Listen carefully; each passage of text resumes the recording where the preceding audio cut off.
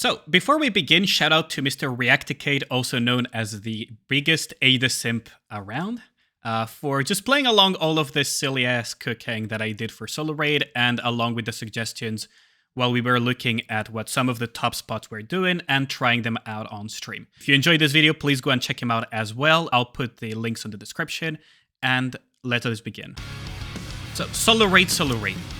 So we have the standard Alice team here with Scarlet Black Shadow, Privity for the water code damage for the shield, as well as providing infinite ammo to Alice, which allows her to just go absolutely bananas. For the second team, we have the standard Nagatia with the Killer Wife, Red Hood, and Christmas Ludmilla for the water damage, and her incredible damage dealing.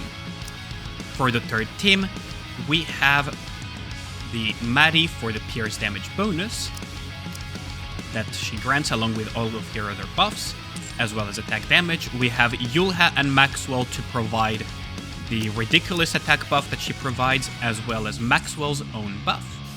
That will allow Snow White to hit incredibly hard every single time it's her turn to hit. And we have Dorothy for the water bonus damage, cooldown reduction, and also the parts damage bonus that she grants. So, if you remember, every time she fires her final bullet, we have damage to parts. We are gonna abuse that to overkill the parts with Snow White to increase her damage by a lot. The third team is Quincy with Bunnies and Rouge for the cooldown reduction, as well as Modernia. Now, I personally theorized initially that maybe Ray would be a better fit, or some other burst, or something like an Asuka would be a better fit. But then, after thinking about it quite a bit, the NA team composition is actually quite clever, because Noir will be buffing consistently Quincy, as well as granting max ammunition, and Quincy is, at the end of the day, the main damage dealer of this team. Modernia is there to supplement the damage a little bit further. We have Blanc to provide the healing, as well as the damage taken debuff. And then, well, Quincy will just be the star of the show, rotating completely. For the final team, you could in theory substitute SNEs if you have a built Viper just for this solo raid. Assuming you have her treasure and you have her built up, that's not the case for mine. Mine doesn't have a maxed out treasure yet, and I didn't build her skills all that much, or her overload, so. In my case, Summer Anise will supplement the damage, buffing Maid Privity's own damage, because she's electro-coded, by buffing her attack and reload speed by quite a bit. And the other team members are there for the shotgun squad. You have the pellets from Leona while also being water-coded, you have the hit rate, you have the maximum effective range, which is actually relevant here. We have Tovi for the buffing, and we have Bunny Soda, which I should probably eventually max this out, for the complete shotgun squad. So that covers about all of the teams. Now, how to play them is going to be an interesting topic too. So we're going to start, and I'm going to run you through each of the teams. I'm not going to hyper-mold the fight. I'm here to explain, more than anything, how these teams function and how to play them. So you start off, you know, the standard Alice team is fairly straightforward. You have the infinite ammo Alice. You try to do double hits with Alice as much as possible. Try to get all of that cleave damage, because at the end of the day, Scarlet Black Shadow does not hit. Another little thing is, well, in phase 1 it doesn't matter that much. You can see that my cursor here is blue. Here it's blue. But if I go in other areas, it becomes white. That means that I do not have range bonus in those areas. As usual, you rotate, you do your Scarlet Black Shadow damage, and you do all of the rotations. In phase 2, this will become relevant because, as you will see once we transition, hello, there we go. As usual with Alice, and you will try to pierce and damage bonus, but as he moves closer, the range is going to change. See, now my cursor is white. See, my cursor is white. However, this is hittable. You can actually hit this, which means that you do gain the range damage bonus from Sniper Rifle by striking these little spikes at the back here. See, my cursor is blue here, but if I were to go elsewhere, of course you want to clear the course as quickly as possible, and then you go back to striking this tiny little area for the damage bonus. You can change locations as well if needed be, if the angle is a little bit off. See? I'm still striking here, but I am getting the range bonus. Of course, you do want to clear these ASAP, and you will just continuously abuse this. There are also other spikes around the area that have the range bonus, so we'll just deal with this real quick. That's what Privity is here for. So here is the spike number 1, here is the spike number 2, and that's what you want to aim for extra damage in your sniper. Outside of breaking the cores, you will just automatically go here and hit those areas where you have the blue cursor. So it's this little spike and it's this little spike. I believe some other spikes also have the bonus, but it would be a little bit of testing to do so. So the easiest ones, shut up for a second here. The easiest is to just remember the side little spikes here that you can just strike and get the range bonus consistently. See? That's the idea. Again, Privity is there to just provide the anti... So now, in the final phase, there's no point in going for the distance bonus, but what you can do is pause tech. I did it a little bit clumsily, but the idea is there. Pause tech will allow you to essentially maximize the damage and just go back to striking the board. There's no need to go for distance range bonus here.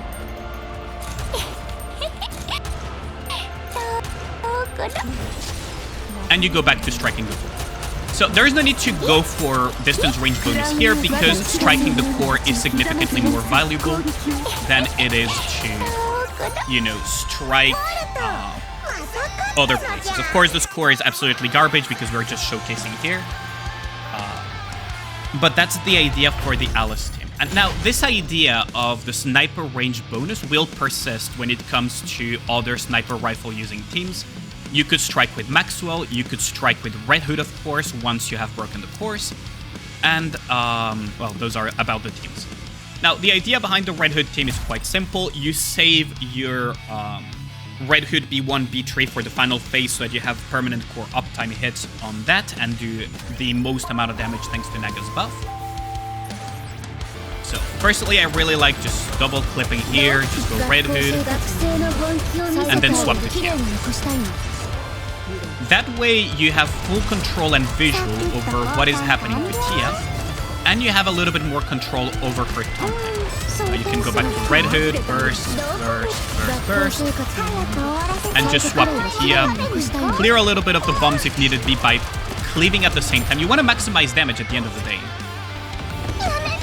We're gonna just face tank this because Naga is gonna heal back up Tia anyways. And you just continuously rotate. Now remember, Red Hood has distance range bonus here, so there is that advantage that we will have to keep up during the phase 2. Now, first and foremost, of course, we want to delete the cores as swiftly as possible, but after that, we're going to be aiming for that spike for the far distance bonus for Red Hood.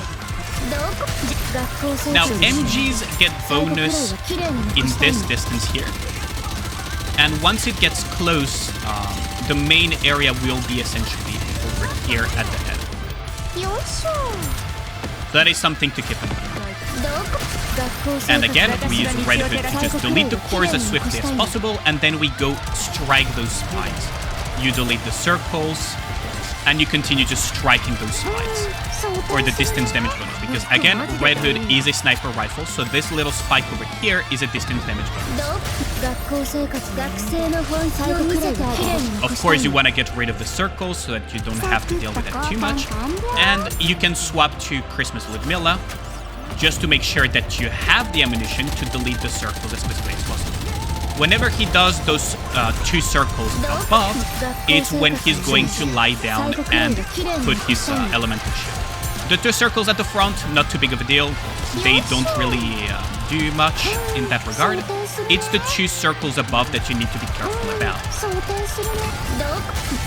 So here we're just gonna continue striking the spike. These circles indicate that we're going to have, again, the elemental shield right afterwards. You guys probably already realized that while doing the solo raid. So we are gonna make sure that our X-Lude has the ammunition, and we just have everything at the ready. Now, theoretically, if your Christmas Lude melee has more lines of ammunition, or you actually swap the cube, again, you can do the pause tech here for damage bonus, and of course, you do wanna generate that burst as swiftly as possible, and do the pause tech. Well, here I messed up, but the idea is there. You can do the pause tech to eliminate those circles. Now, burst generation might be a little bit awkward at times with this team comp, so do be aware of that, but this team comp is actually quite potent. Now, this is just for showcasing purposes, so we are not going to mold for a high score rate. The snow comp is going to be the moldiest of them all. Way above everything else. So the snow comp is very moldy due to the timings that Yule has. Every 30 seconds, you will have the buffs, so you want to line up the Snow White burst. So counterintuitively, you're not going to open with Snow White here. What you're gonna do is that you're gonna have to essentially open with Maxwell, kill the side ports first. Also, no healers, so do keep that in mind as well, is that taking too much damage here will be an issue.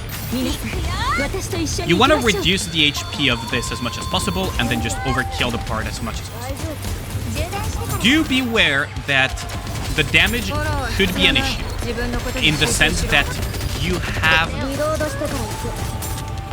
the healing. So here we are going to have the snow. Now, what you can do is use pause tech here.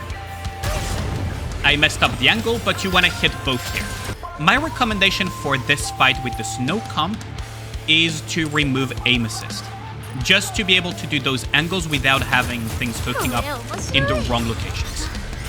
It may make some things a little bit more annoying, but it's definitely worth it. Now, right around here is where you want to hit. Right around here, above where the Dorothy circles in. Now, you do want to kill these side ports ASAP, before the transition. See, if you don't kill them before the transition, you will have a shield as you open. So, the clean way to do this, without me blabbering on with explanations for too long, goes like this. So, again, you want to generate the burst as quickly as possible. You could also just clean up some of the bombs in the air, but honestly, not ideal.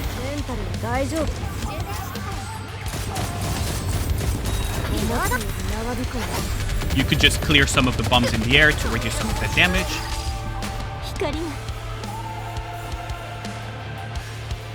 Again, be very careful of the timings. Here, I almost burst too soon because I generated my burst far too quickly. And now we have the timing.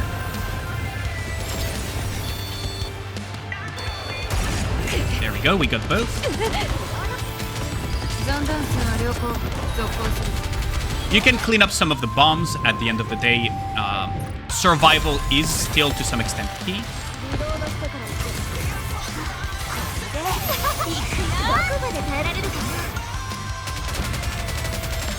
Gotta be very careful with that damage here. Okay, we got past this phase. You will have to essentially repeat this idea over and over. So now we are entering the windows, so we're gonna snow burst here because we have to. And there, the snow burst to deal with that. You kill the other core just kind of manually here by auto-attacking. There we go. And again, you use your Maxwell. Now, because the other core died, I'm just going to use the distance bonus here because we have distance bonus here. And you just got to be very, very careful. Now, the circles, you just manual Doro when it's your turn to shine. And again, we use the snow burst here to just deal with this. Ideally, you do want to kill these cores before. You can kind of deal with that, so that's fine. You can still survive even if you mess up the QTE. So that is, messing up the QTE is not the end of the world. That one, however, you don't want to mess up. But messing up the QTEs is not the end of the world. Now, once you reach the final phase, here we're just gonna get rid of that. We're gonna wait again for the parts here, and here you just want to hit the core. Again, here you would want to have a better transition than I did, because the timings are quite awkward. But that's the idea. Here you will just continuously strike the core and finish the fight by abusing that. As you can tell, even with a very scuffed run, Snow White did a huge amount of damage. Dorothy, of course, because, you know, water and everything. And even without going to Hyper Mold Extends, we got 800 mil.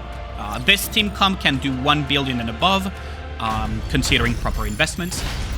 So it is a very, very solid team. Very moldy, and far less comfy than the final two, but definitely a very strong team. The idea is that you want to have Rouge in between Quincy and Modernia, because these two are your primary damage dealers. Even though Modernia is never going to be bursting, and you're going to primarily be bursting with Quincy, which, by the way, you would want to have a Resilience Cube or a Bastion Cube. I personally am more partial to the Resilience Cube, but since we're using kind of infinite ammo shenanigans, you could just use a Bastion. For this example, we are just going to use Bastion Cube instead. We're going to grab Ray's Bastion Cube here. Modernia also wants a Bastion Cube, and, you know, everything else wants either Resilience or Bastion. You can refer to my cube guide on Zero to Hero for a little bit more details on that front, but for now, let us begin the Quincy comp. It's significantly more comfortable to play this team composition than it is to... what's it called? Than it is to play the Snow White comp. So you just shoot with Quincy. And what you want to be careful of is that you want to burst with Quincy first. I know that Noir is located in a little bit of an awkward spot, but once you get past the first burst, you're kind of okay to go.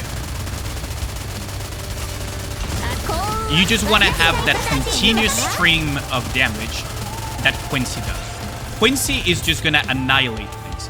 Now, do keep in mind, there will be range bonuses later on for Quincy to take advantage of. Phase 1, you don't really get to take much advantage of it, so you just kind of have to take it and just do damage. Because as far as I know, there is no spot for it. But once Landeater moves in, you will be good to go. Also, beware of Noir's HP bar, because her attack buff is reliant on that idea. So now that Landeater is moving in, the head should be a distance bonus here, see? See, the head is a distance damage bonus for Quincy here. Of course, you do want to clear up these cores as quickly as possible, and this becomes distance damage bonus anyways, so you can hit later on the main body as well. So you could just, in theory, camp these and just happily camp the little the locations that you know you're gonna have to shoot at. So for example, here I'm just happily camping the locations that I know I'm gonna have to shoot at. We could do the same for the circle locations, where we know we are gonna have a circle location, one here, and one here. I could have just camped here, to be fair, and we can just camp the parts respawn as well. Now, the idea of the infinite ammo Quincy is a good one in the sense that if you have the ammo lines for it, you could do it. But personally, I am generally more partial to Reload Speed Cube, because she already has a ridiculous reload speed anyways. You might as well just abuse it, just to have as little downtime as possible. Remember to always abuse that distance damage bonus on Quincy, so that you always continuously do this. Now, you could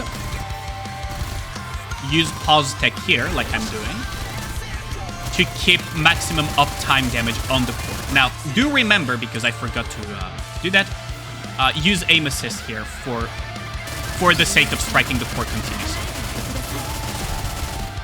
Again, pause tech here.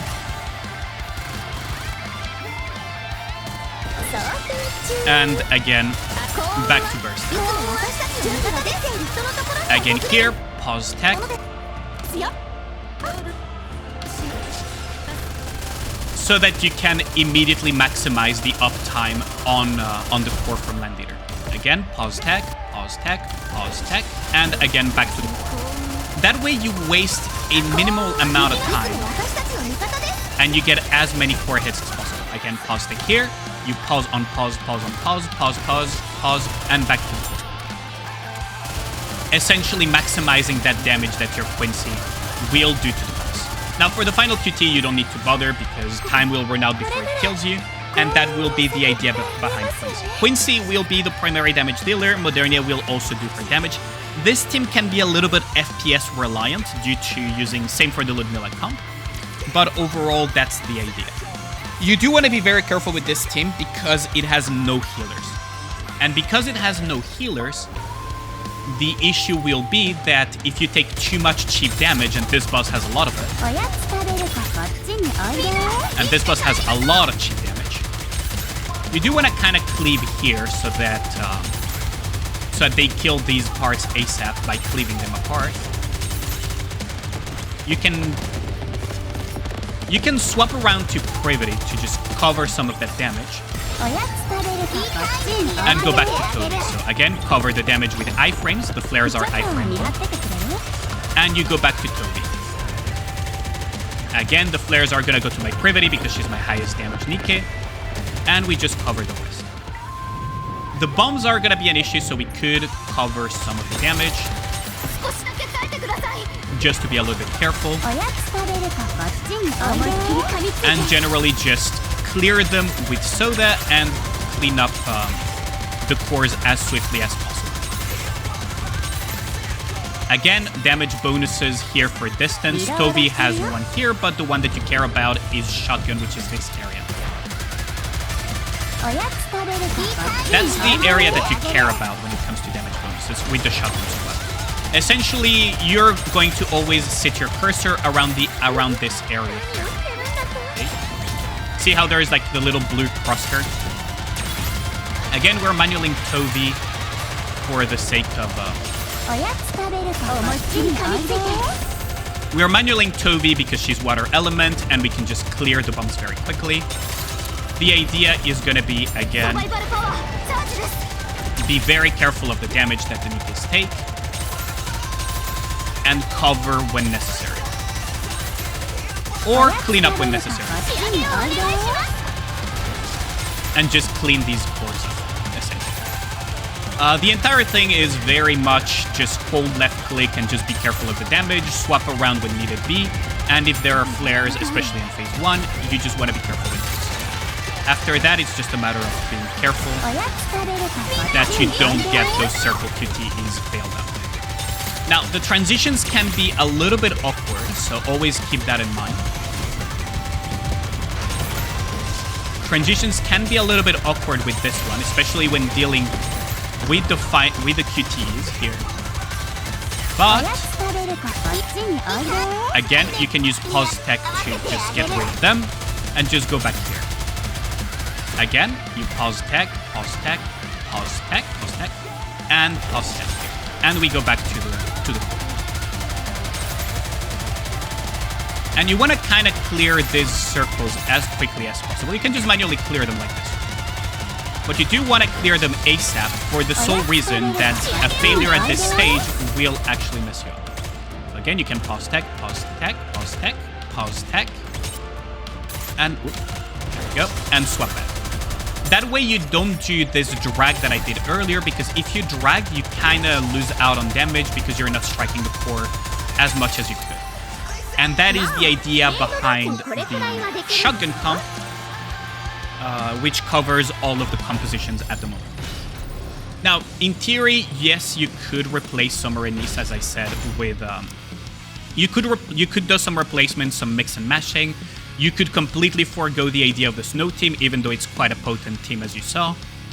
You could replace Summer and Nice with Viper. There are a lot of little changes here and there that you could do, but generally these are the teams that I would personally run for the highest score possible. Now, of course, different people will run different things, so you will have all of these different ideas, such as the Rem with Ray, Modernia, and Asuka, and some other teams that other people are running. See, for example, running Viper here.